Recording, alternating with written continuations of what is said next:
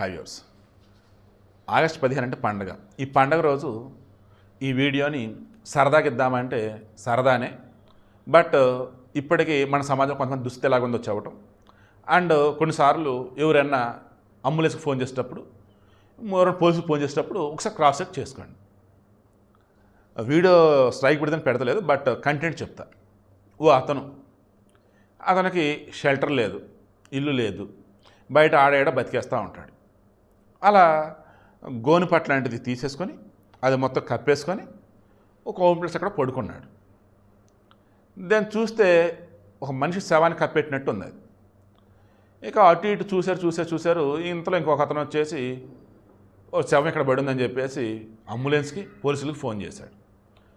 తీరా వాళ్ళు వచ్చి అది చూసేటప్పటికి ఆ మనిషి బతికే ఉన్నాడు. శవం లేచిందిరా బాబుని పరిగెట్టబోతుంటే అప్పుడు చెప్పాడు, శవం ఏంటి శవం, నాకు ఇల్లు గుడి ఏమీ లేవు, ఇలా రోడ్డు మీద ఆడకుండా ఖాళీ ఉంటే పడుకుంటా, బట్ దోమలు కొడతని అండ్ వాళ్ళు కదిలిస్తానని చెప్పేసి ఇలా మొత్తం కప్పేసుకున్నా, మీరు వచ్చి మరలా కదిలించారని చెప్పేసి అనుకుని అక్కడి నుంచి వెళ్ళిపోయాడు.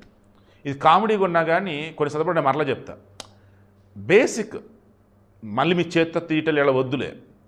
ఏదైనా చిన్నపాటి కర్రపొలతో కదిలించి మెలుకొనున్నాడా లేదా ఏంటి అండ్ మొత్తం కప్పేసింది, మీరు తాకొద్దు, తాకకుండా జస్ట్ తొలగించడం, ఏదైనా కర్ర పెట్టి ఏదన్నా లేదు అన్నప్పుడు చుట్టుపక్కల ఉన్న మనుషులు సాయం చూసుకొని అప్పుడు పోలీసుల దాకా అంబులెన్స్ దాకా పోయండి.